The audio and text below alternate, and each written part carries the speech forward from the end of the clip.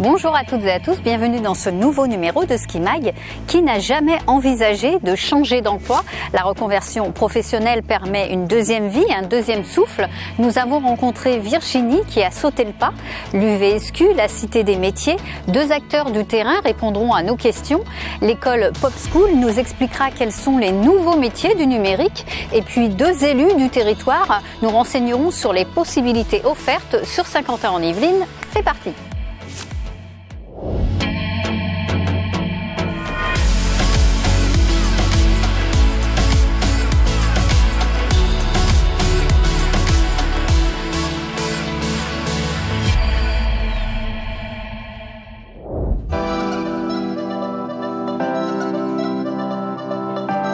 Vous avez déjà songé à vous reconvertir professionnellement? Non. Pour quelle raison? Parce que je suis satisfait dans mon métier. Ça sera recommencé, je ferai autre chose. J'ai des idées plus tard, d'ici 5 ans, de changer de métier. Ça va faire du bien quand même parce qu'il faut avoir de l'expérience dans tout. J'aurais voulu faire un travail manuel en fait. Finalement, ça aurait été beaucoup mieux pour moi. C'est la vie en fait. Il ne faut pas penser qu'aujourd'hui, rentrer dans la société, on va rester jusqu'à la retraite. Ça n'existe plus. D'autres ont déjà sauté le pas. Direction le Sésame, le campus des services de l'automobile et de la mobilité à Guyancourt. J'étais adjoint territorial. Ça passait très bien, mais j'avais envie de changer, tout simplement de voie. Et comme j'étais triathlète et cycliste, j'avais cette passion-là depuis tout petit. Après sa formation, Christian est devenu mécanicien cycle. Vanessa a également tourné la page de ses années d'assistante maternelle. Elle s'est orientée vers la moto. On m'aurait dit il y a 1 an, tu retourneras à l'école, même pour faire autre chose que j'aurais bien aimé. Mais jamais de la vie, je serais retournée à l'école. Je m'accroche parce que vraiment, je suis motivée et j'ai envie d'avoir ce CAP, j'ai envie de faire carrière là-dedans. Tout comme Virginie, à la base, cette habitante de plaisir a une formation en comptabilité et gestion. Auparavant, je travaillais dans une entreprise de téléphonie mobile. Ça faisait 15 ans que j'y étais. Et au bout de 15 ans, je me reconnaissais plus vraiment dans l'entreprise, dans les enjeux, dans les objectifs.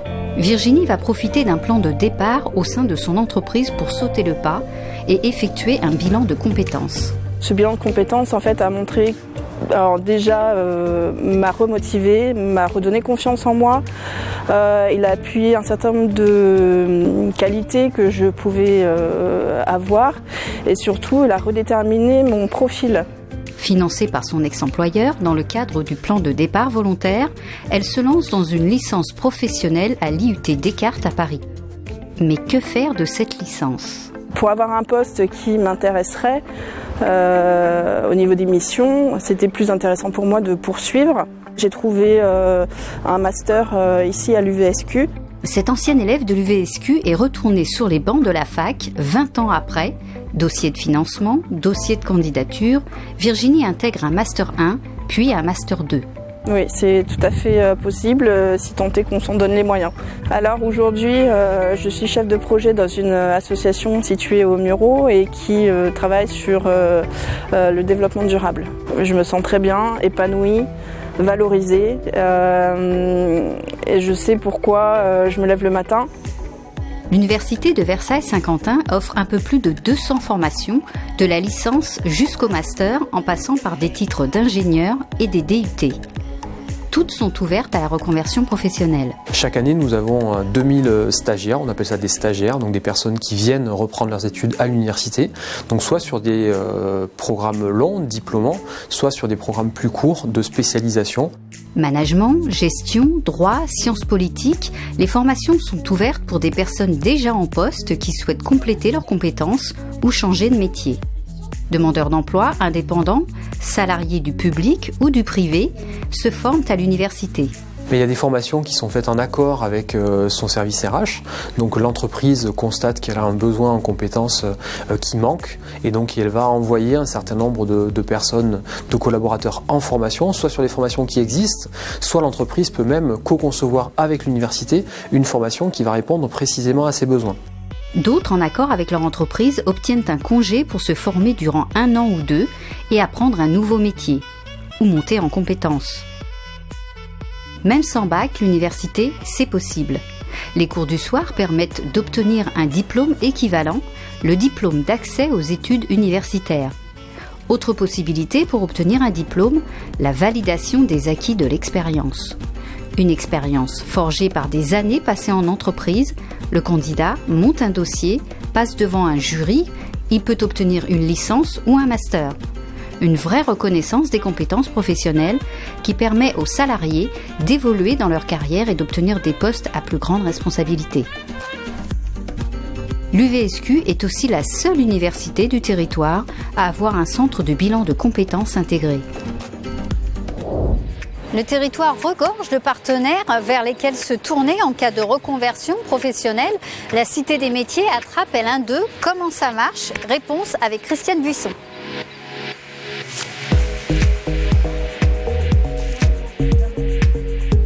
La plupart du temps, ce sont des adultes qui arrivent en milieu de parcours professionnel et qui font une pause, qui veulent réfléchir, qui font un point, soit qui sont insatisfaits de leur situation actuelle, soit parce qu'ils ont une impossibilité d'exercer leur métier, parce qu'il y a des contraintes médicales qui sont apparues. Retrouver du sens dans son travail en milieu de parcours nécessite une vraie réflexion.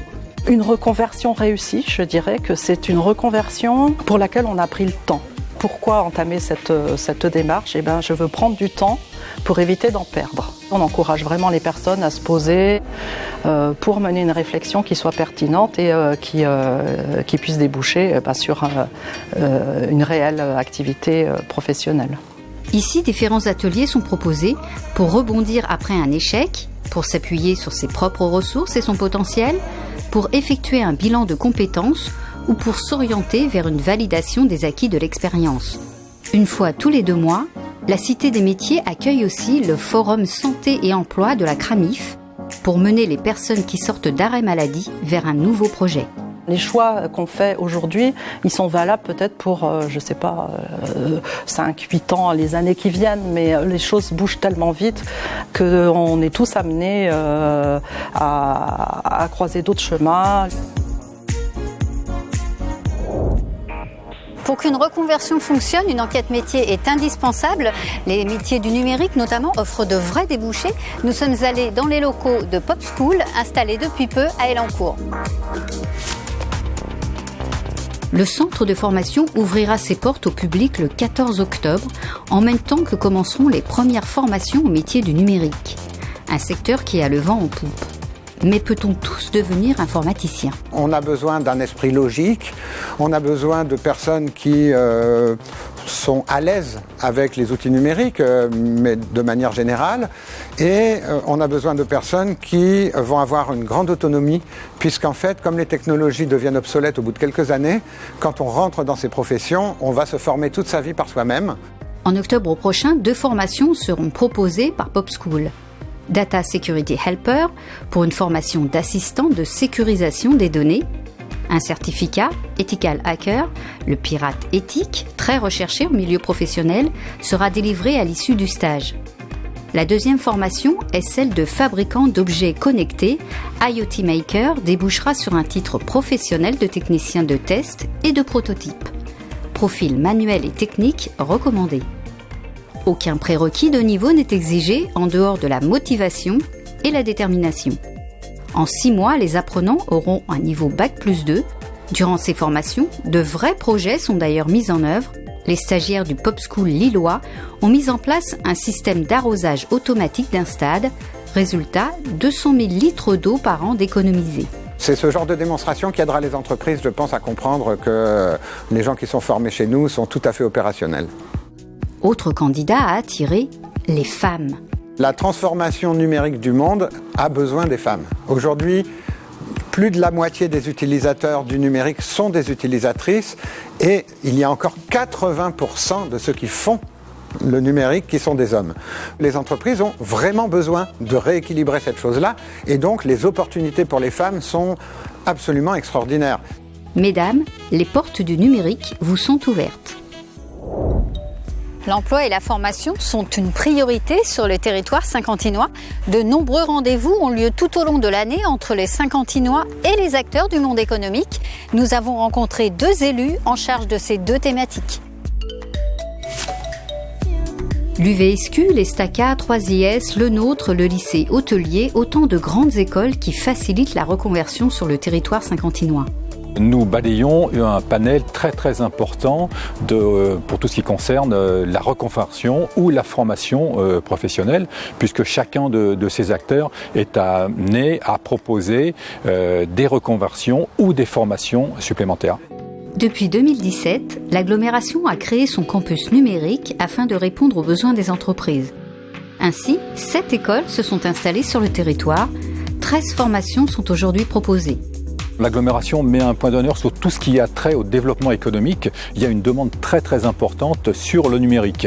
Alors l'agglomération met un coup d'accélérateur qui va depuis l'école du numérique, c'est-à-dire pour les enfants, même pour les 12 communes qui appartiennent à l'agglomération, mais également pour la formation professionnelle sur notre agglomération où il y a à peu près 130-140 000 emplois.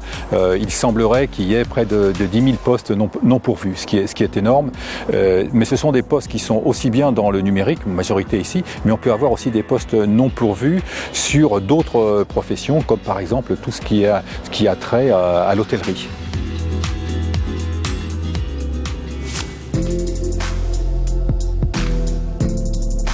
Erwan Le Gall, vous êtes délégué communautaire en charge de l'emploi et de l'insertion à la communauté d'agglomération de Saint-Quentin.